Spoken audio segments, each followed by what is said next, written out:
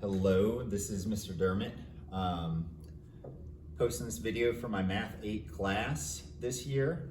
I want to make sure that you feel ready for the Unit 1 test that we're going to take on Tuesday. So what we're going to do is kind of start with the simplest ideas to the most complex. And so if at any point I tell you what we're doing next and it's something that you feel real confident on, feel free to fast forward so you don't waste time looking at stuff that you already know. But definitely feel free to kind of scroll back and review parts of the video that you thought might have been complicated. I also encourage you to have some graph paper and something to write with. A couple different colors helps, and a straight edge also helps so that we can draw these shapes if you're following along with me that way. If you don't have a straight edge, then you can always just take graph paper and fold it over like that, and that'll serve. So let's go ahead and get into it. So the very first thing, there is a small subset of students that I'm seeing this recurring problem with naming coordinates correctly on the coordinate plane. So this is coordinate review. Not everyone's gonna need this, so if you feel like you don't need this, please again, feel free to fast forward. For those of you that need this, what I'm seeing is we're having a hard time naming coordinates and identifying coordinates. So what I want to do right now is just give you a little review. This is something that would be back in your notes from the first weeks of school.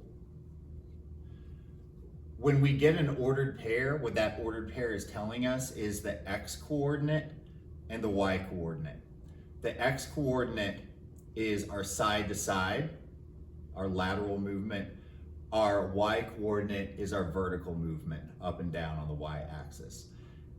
We start at the origin, and if we go up from the origin, that's a positive y. If we go to the right from the origin, that's a positive x.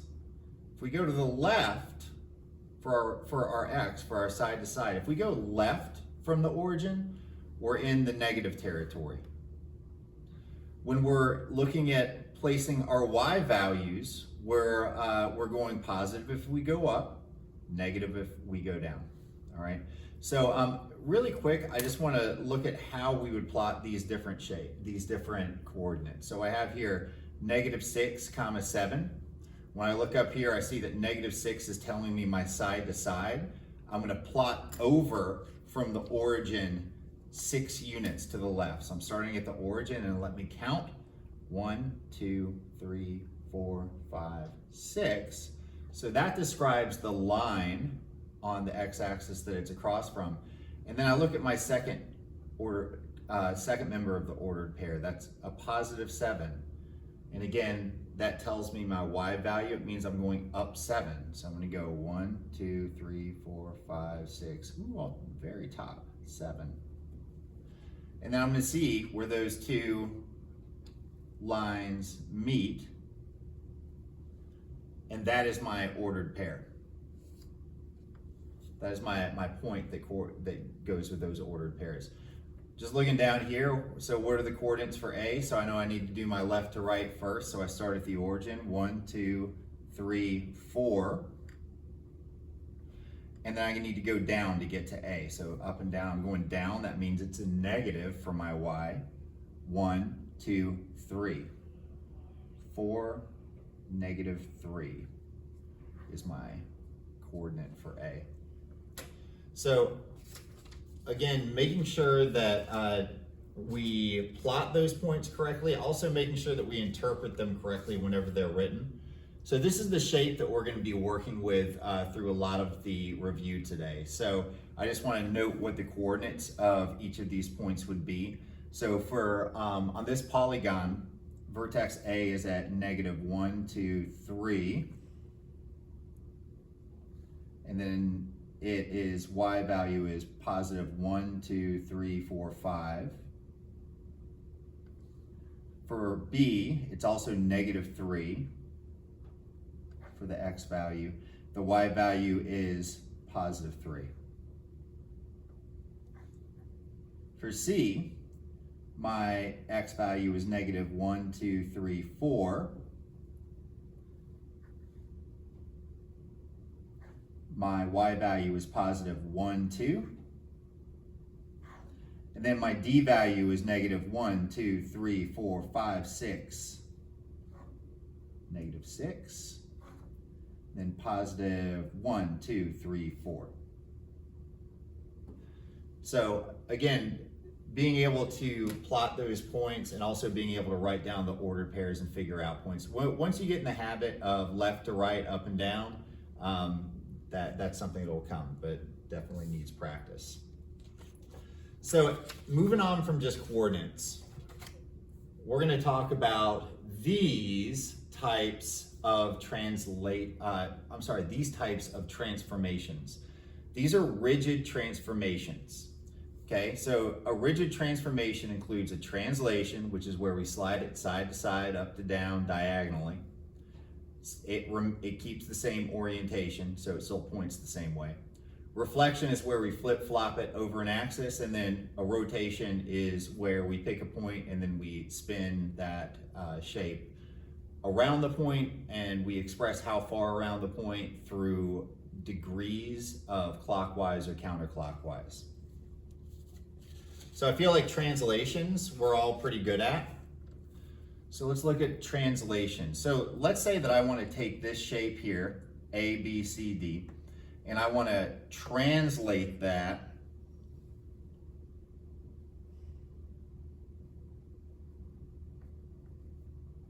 two units down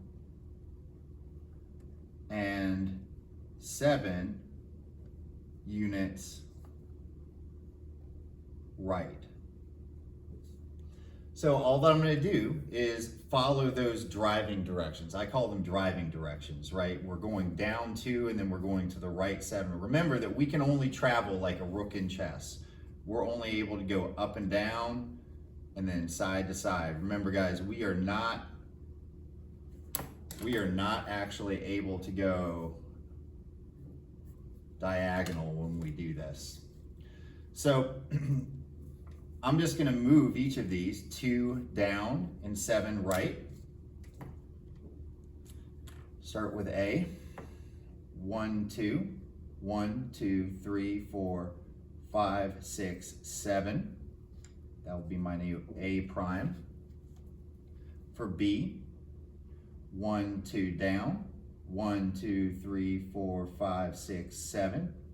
There's my new B prime. For C, I do the same thing. I'm applying these same driving directions. 2 down, 7 right. 1, 2. 1, 2, 3, 4, 5, 6, 7. And then for D, it's the same thing. 1, 2 down. 1, 2, 3, 4, 5, 6, 7. I can just draw this out. It is helpful for me at least to draw the shape because that's where I see if I've made a boo-boo. The shape comes out cattywampus, doesn't look like the original shape. Then you may need to double check the moves that you made or the counts that you made. But this shape looks about right. And again, these are congruent shapes. So congruent is same side, same angle. So that's the process for translations. Let's see the process for, I feel like we're pretty good at reflections. We'll come to rotations last. So yes, the process for reflections. So first of all, you have to know your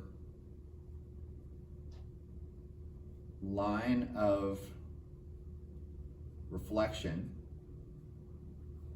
right? So that could be given as, it'll usually be given as the X axis or Y axis.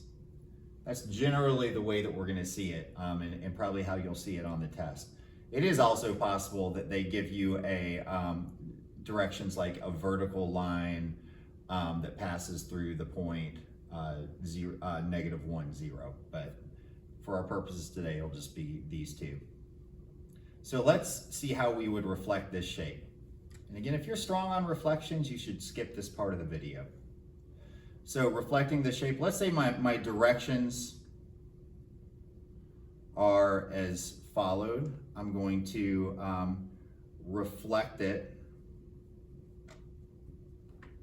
Say reflect A, B, C, D over the Y axis. Okay, reflect A, B, C, D over the Y axis. So here, implied in that, guys, we got to know what the X and Y axis are. Remember what I said earlier, that your X is your side to side, your Y is your up and down. So this is your X axis here, and this is your Y axis here, and of course there's the origin. So we're going to be reflecting it somewhere over this Y axis, so it's going to probably land somewhere over there, right? We can kind of eyeball that now and know it. When we reflect, we look at each point and we count off how many units away from the line of reflection we are. So if I'm looking at A, I'm going to count off 1, 2, 3. So I have 3 units right here. So I'm going to go 3 units right here on the other side of that line. So I'm going to say then, same line, 1, 2, 3, and then there's my A prime. Same thing with B, so I'm 1, 2, 3 units off, so I'm going to go 1, 2, 3. There's my B prime. Looking at C, I am 1, 2, 3, 4 units off, so I'm 1, 2, 3, 4 right here. There's my C prime. And then lastly for D, I'm 1, 2, 3, 4, 5, 6 units off. So 1, 2, 3, 4, 5, 6, and there's my D prime.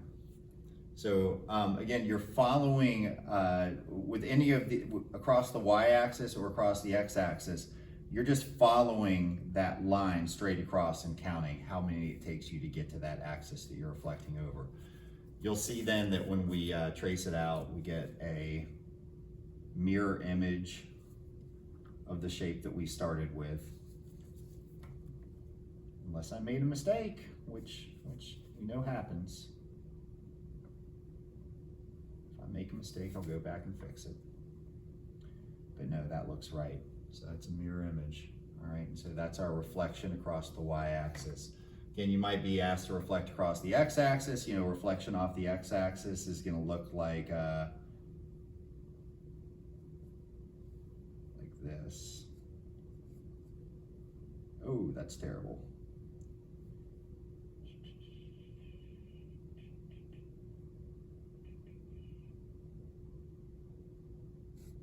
Ooh, that's terrible. It's going to be somewhere down here.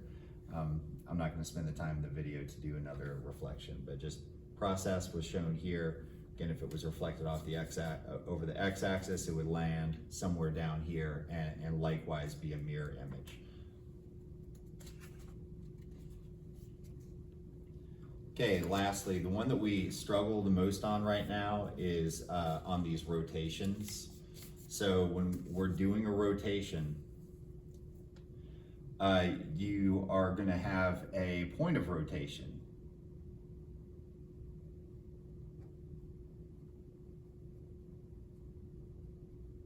And it'll say rotated around or about, and then it'll name a point here. Now, most of the time that I'm seeing these questions, it's usually around the origin. That's the most common one. So again, the origin, when we look at this figure, is this place right in the middle of the Y and X axes. So if we have this shape here and we want to rotate it, let's get a difficult number. Let's look at let's say rotate 270 degrees clockwise. So again, guys, we got to remember our degrees. Remember, we have our starting point right there, and then we have 90, 180, 270.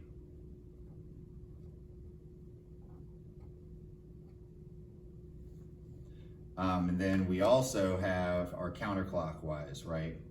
So if we're going counterclockwise, this is 90, 180,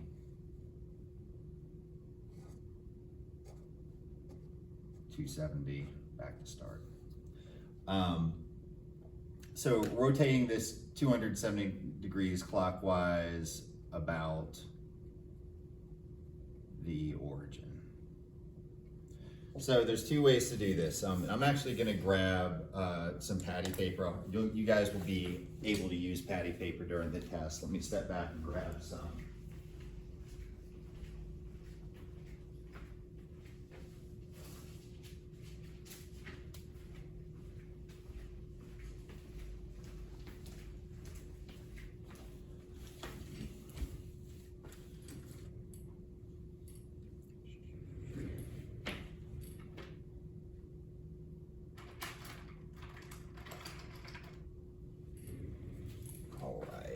Not sure how this is going to work with a colored pencil.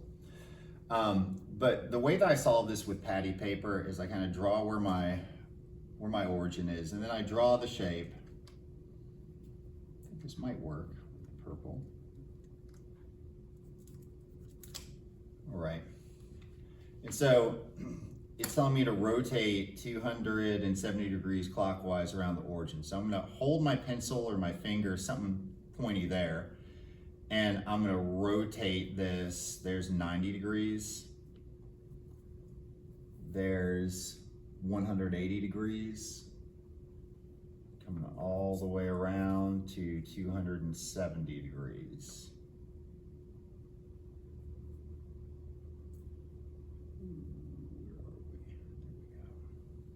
So there's my 270 degrees rotation. Now, the trick with this is that you really have to figure out where the points are plotted. And so getting the orientation right, like on this one, it's kind of hard for me to see what the right orientation is. And if I have to write down the points, that's going to be really tough, right? So for some of y'all doing patty paper, you might luck out and be able to line the shape up exactly. I'm going to tell you, doing this one right now, I don't know that I could get great coordinates off of patty paper. So the tried and true method is this. Take literally the whole paper and execute that rotation with the whole piece of paper. 270 degrees is 90, 180, 270. All right, now I know everything's sideways now, and this is confusing. I understand that, but just bear with me.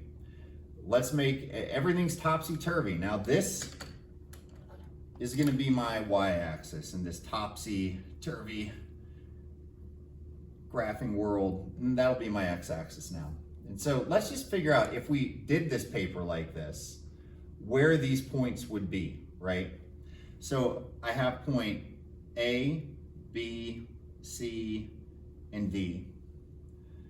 I see that A is at negative 1, 2, 3, 4, 5 on my new x-axis. So that's negative 5, even if it is sideways. So it's at negative 5, negative 1, 2, 3.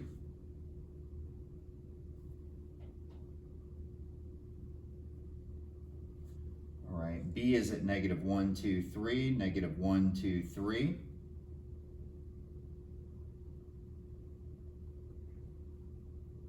C is at negative 1, 2, negative 1, 2, 3, 4.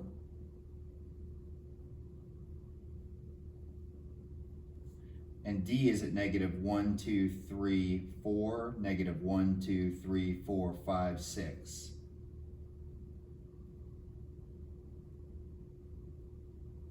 So I've flipped it around and I've written down what my eyes now see as the coordinates of this, okay?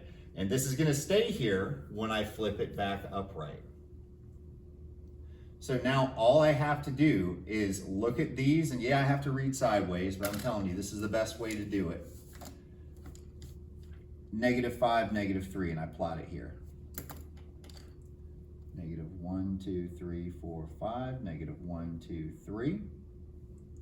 And that's my new A prime. B is negative 3, negative 3. 1, 2, 3, 1, 2, 3. B prime. C is at -2, -4, -1, 2, -1, 2, 3, 4. That's my C prime, and D prime is at -4, -6, -1, 2, 3, 4, -1, 2, 3, 4, 5, 6. And there's my new shape. And I do want to actually look and see how that lines up with the patty paper that I sketched.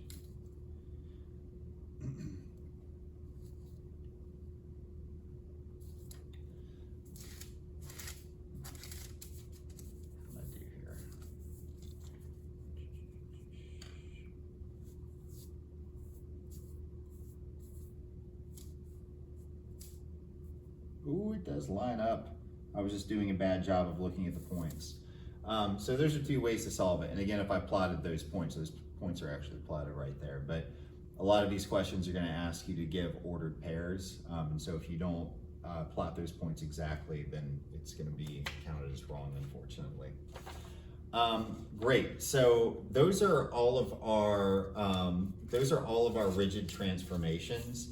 Remember, you may be asked to go through a series of them. So you're going to have to take the shape through one series of rigid transformations, maybe a translation over to the right, and then a rotation or maybe a reflection. So just take the time to work those out and draw those out. I will say that there's a special class of questions that I want you to be aware of where you can save some work. If I'm asked the question, figure A, B, C, D is rotated 90 degrees clockwise, what are the coordinates of vertex, I don't know, whatever, D prime. So if you had this question, you don't need to go through the whole process of rotating the whole shape. All you have to do is rotate that one point, which is a lot easier than redrawing a whole shape. So again, I would do that same thing with just vertex B. I wouldn't translate all of the other vertices. But that is, a number of these questions ask you to only find a single point. And if you're told to only find a single point on a quadrilateral, then the best bet is to literally just move that point and don't worry about the other points. Okay, so moving on to what we're currently working on, and unfortunately we're just finishing this idea up, and we're gonna have to take a test on it, and I hate that. Usually we do a quiz at this point, but it is what it is. So if you look, I've got our same quadrilateral A, B, C, D, but this dotted line represents a dilation.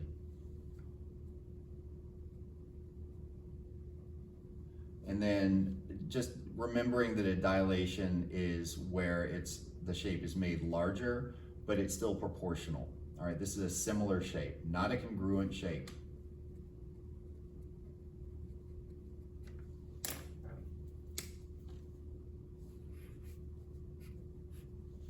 Dilations are not congruent.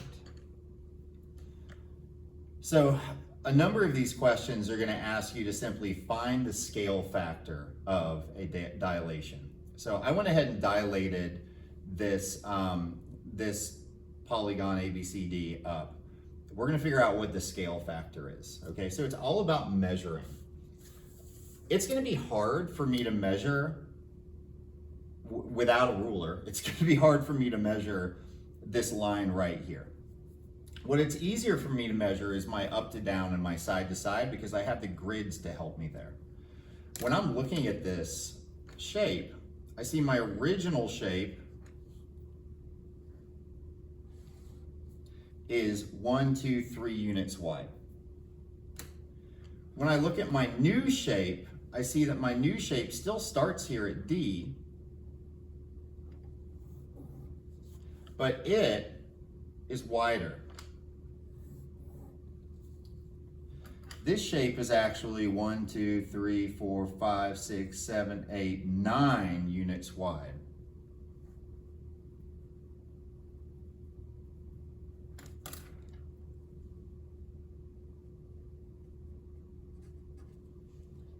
All right, so our shape that's 9 units wide, we're trying to figure out what the scale factor is. How much did we blow up this original ABCD shape? And the way that we do that is really easy.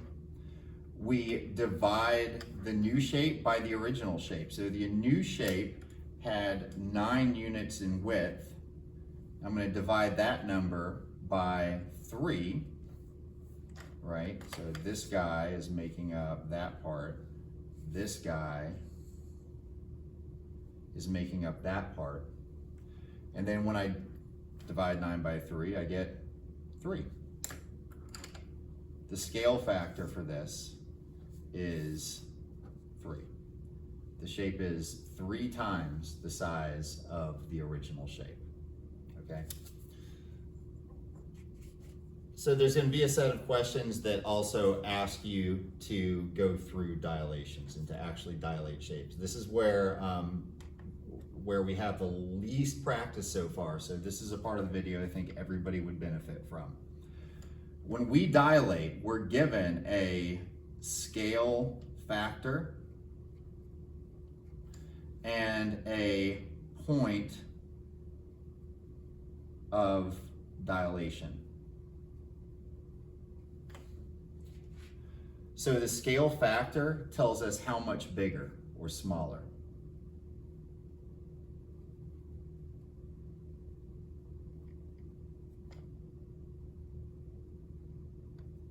And the point of dilation tells us where it grows from.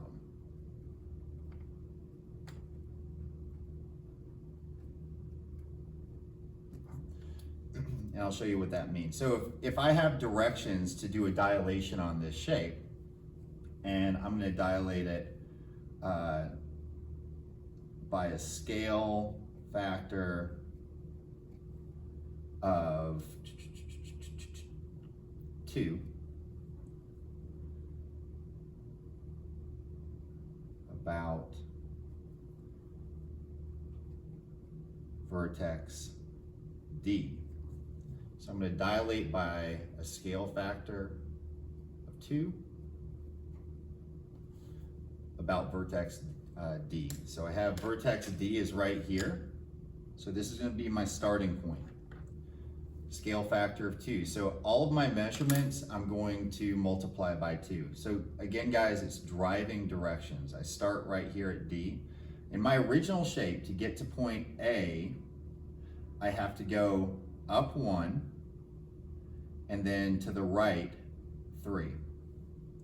So when I scale this by 3, when I'm starting with my new D prime, I'm going to go not up 1, but I'm going to go up 2. I'm going to multiply it by that scale factor. So up 2, and then over to the right 3, no, I'm going to do 2 times that. So I'm going to do over to the right 6. 1, 2, 3, 4, 5, 6. Now I need to get, and I'm going to label my points as I go, and this is A prime. Now I need to get from A to B. So how do I do that in my new shape? So in the original shape, I go from A 2 units down to B. So I'm going to multiply by that scale factor of 2, and I'm going to go 4 units. 2 times 2 is 4. 1, 2, 3, 4 units down. I'm going to name that B prime. So again, I'm figuring out my directions by looking at the original points on the shape. I'm multiplying by the scale factor, and then I'm coming out and I'm starting on my last point on the new shape and following those same directions scaled up. To get to C, I go left 1 and down 1. So I'm going to multiply that by 2. So I'm going to go left 2 and down 2. That gets me to C prime. And then D is already there. Remember, we started at D. So when I'm done with that, I can just draw this guy out and make sure it doesn't look too cattywampus.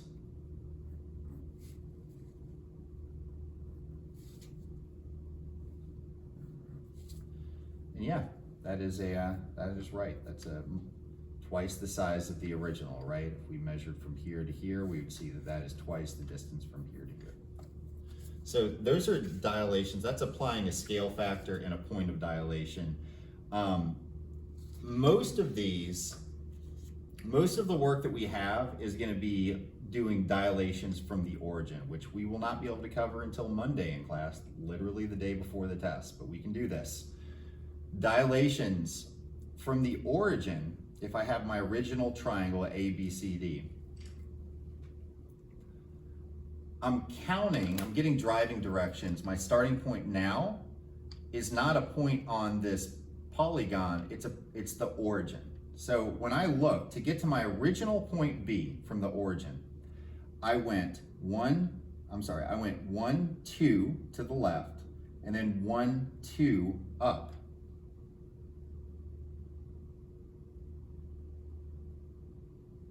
So my new driving directions, let's see what it is from the origin. It's 1, 2, 3 to the left, 1, 2, 3 up.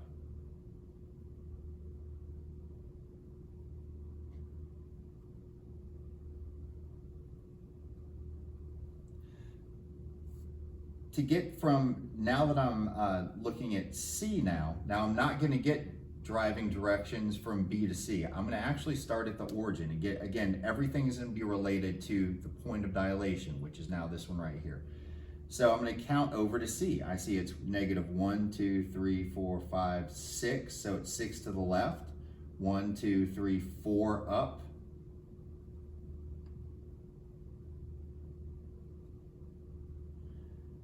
When I get to my new point C, it's 1, 2, 3, 4, 5, 6, 7, 8, 9 to the left. And it is 1, 2, 3, 4, 5, 6 up. And then lastly, looking at my point A, I see that in my original, when I count from origin, point A is 1, 2, 3, 4 to the left. And then 1, 2, 3, 4, 5, 6 up. My new A up here is 1, 2, 3, 4, 5, 6 to the left. And 1, 2, 3, 4, 5, 6, 7, 8, 9 up. So we can see that there's something going on here. And if you look, everything is going to line up with this origin. When you take a line from the origin to a point on either of those shapes, you see they're all going to line up. If I got even bigger, a bigger triangle might be somewhere out here, right? So the question here is, what is the scale factor?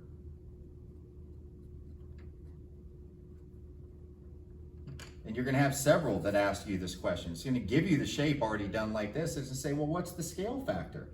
Well, again, you look at the new compared to the original.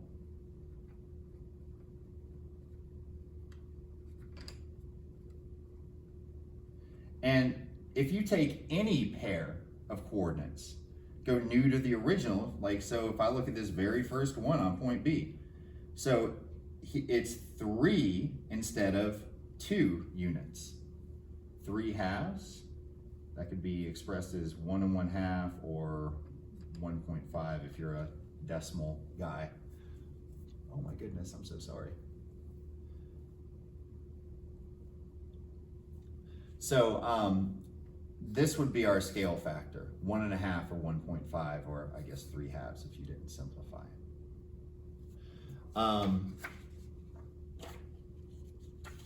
So when we're dilating a new shape from the origin, let's see how that looks.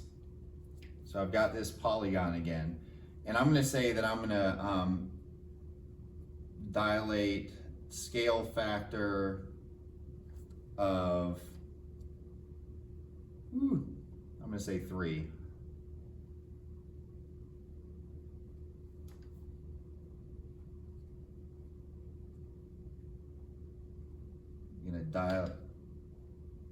dilated by a scale factor of 3 about the origin. So again, here's my process. Follow along. Start at the origin, and I'm going to count what are my driving directions to the original. For C, I go 1, 2, 3, 4. 1, 2.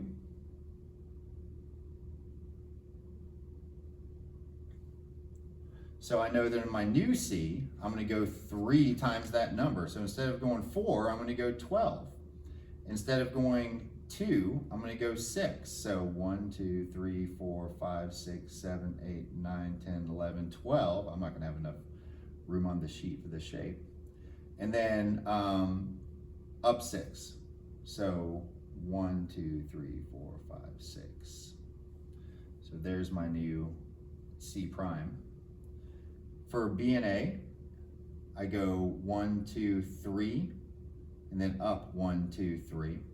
So if I'm doing a scale factor of 3,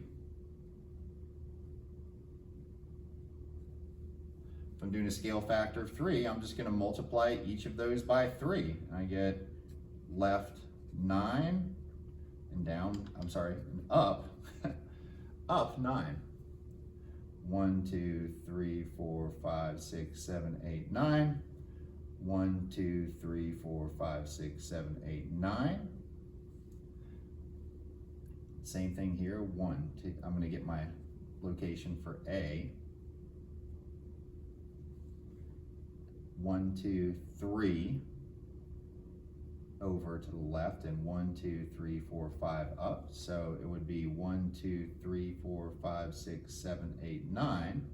And if this was 5 up, my new one would be 15 up. Let's see if we have space. 1, 2, 3, 4, 5, 6, 7, 8, 9, 10, 11, 12, 13, 14. It would be way up there. So I'll just kind of graph what I can from that, because the actual shape would be off my graph.